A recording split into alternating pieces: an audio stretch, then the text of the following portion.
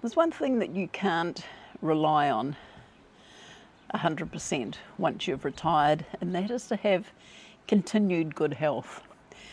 There's always something trying to creep up on you and telling you to slow down, and whether you want to or not, there's always something there trying to tell you, just take it easy, take it easy. I've got a couple of things in the pipeline at the moment that are affecting me a little bit. And the first one is, and these things are going to sort of slow me down a wee bit, probably over the next 12 months, but I'm not going to let it get to me. I've mentioned a few times that I've got a couple of knee replacements coming up.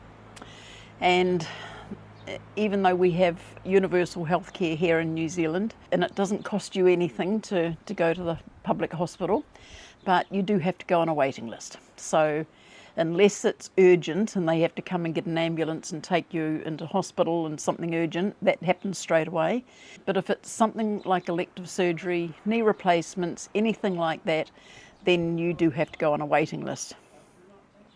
Now, I've had experience with the ambulance urgent situation. Back in 2012, I had a heart attack. I thought I was having a heart attack here at home. I wasn't sure. I got my daughter to ring the ambulance, and the ambulance come in, thought I had a gastric problem, took me in, said they'll go and check it out, put me in the ambulance. On the way to the hospital, I conked out, and they had to shock me twice to get me back into the land of the living again. So that's, 13 years ago I had that. And so I'm quite well aware of how quickly a hospital will respond when it's an urgent situation. I don't have any issues with that. The thing that I've got now with these knee replacements is that they're not life-threatening. I first went to the doctor with it in May, and I had an appointment then to get the x-rays done in July, and they gave me a P2 rating, which I think is priority 2. And I think the urgent is P1, I got the P2. And that was back in July when I had the x-rays. I've had a note from the hospital to say that I'll get an appointment with the orthopaedic surgeon when my name comes up on the list. Well, here I am into the beginning of 2026, and I'm still waiting. Anyway, that's by the by.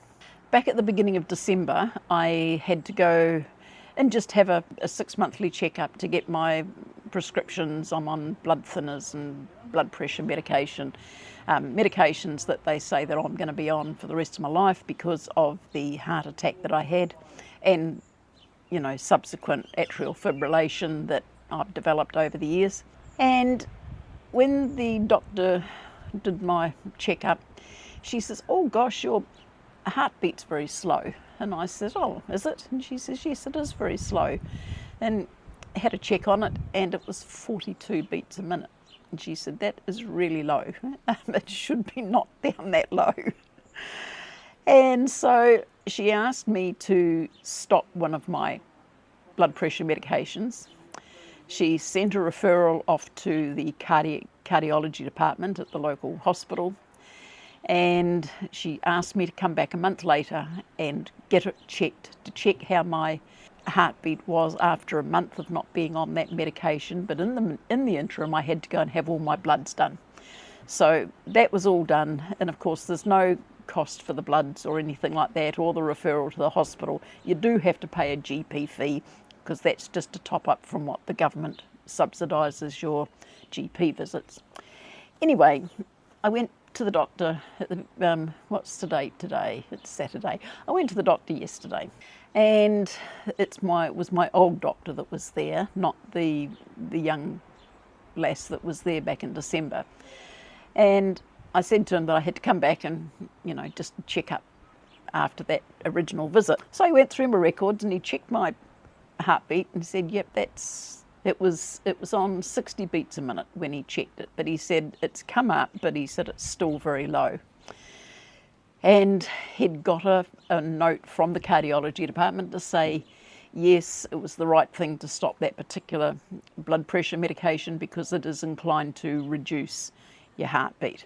So that was okay. And he said, there's a letter here from the surgeon, from the cardiology department. And he said, I'll just read it. And he had a look at it and he said, well, yes, he said he's agreed that you did the right thing there with those medications, and there will be, they'll get you in for a checkup with the cardiology department, but it's very possible that I may need to have a pacemaker. Oops. I thought, oh, okay. He said it's not certain, but he said it is a possibility that might have to happen. So I thought, okay, that's going to that'll throw a bit of a spoke in the wheel over my knee operations and all other sorts of bits and pieces. So I guess it's just a matter of thinking, well, you can't expect the body to keep on going. And I mean, it was 13 years ago I had this heart attack and conked out. And I have to say that I guess every day since that time, I've always thought of life as being a bit of a bonus, really, because the doctors were very surprised how all they had to do was put a stent in at the time, because I had a 100% blockage in one of the main arteries, and I recovered very well, and they've sort of always thought I was very, very lucky to have come through that the way that I did. So I've never sort of taken anything for granted. But it's made me realise that there is a time when you really need to start taking notice of what your body's trying to tell you. And as much as we say to people all through their lives when they're overweight and they're smoking and they're drinking or doing drugs, whatever people are doing, you say, you've only got one body. Once that's gone, you've got nothing. And even though people are encouraged to look at their body as being, it's like their machine. It's like you have pride in your car. You keep your car well serviced and up to date and all of that sort of stuff, but they don't think about doing it with their bodies. They like to keep their house painted, keep the roof painted, make sure it's all well decorated, but don't really care about their bodies. And stuff's going on in there that you're not aware of. But once you get to an age, like retirement and beyond, then your body starts to tell you things aren't as they should be. You start to get pain when you're walking, your knees start to crap out if they're going to. It's arthritis that does that. And I mean, at the moment, I've got bone on bone with both of my knees. And even though they said that I was given priority 2, most people, when they go and have an x-ray for routine elective knee replacements, they get a P3, which is fairly standard. You get on you might have about a 6-month wait list.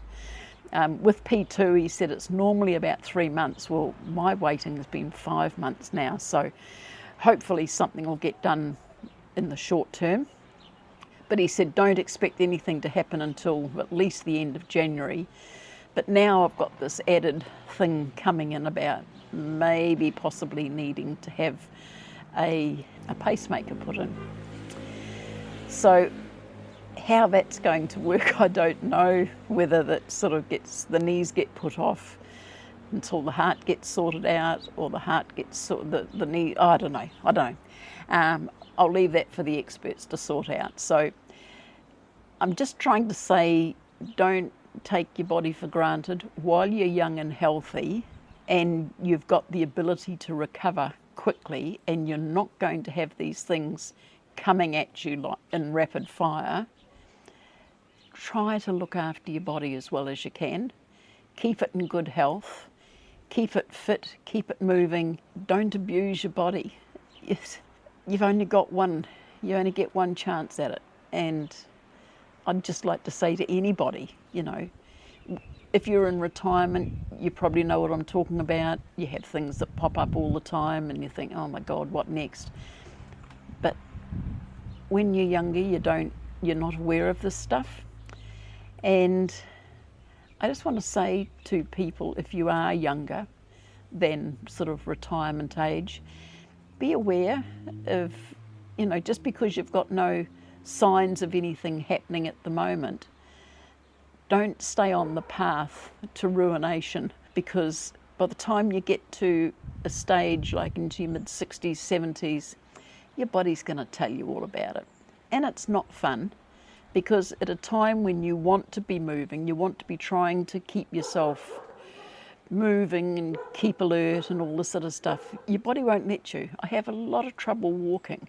My doctor tries to tell me to make sure I take a walking stick with me. Oh my God, I have one around the house when I'm going up and down stairs, but you know, you just don't want to have to admit to having to be at that stage. So just do everything that you can. And I'm interested to hear of anyone else that's all of a sudden I've found that all these things are starting to happen.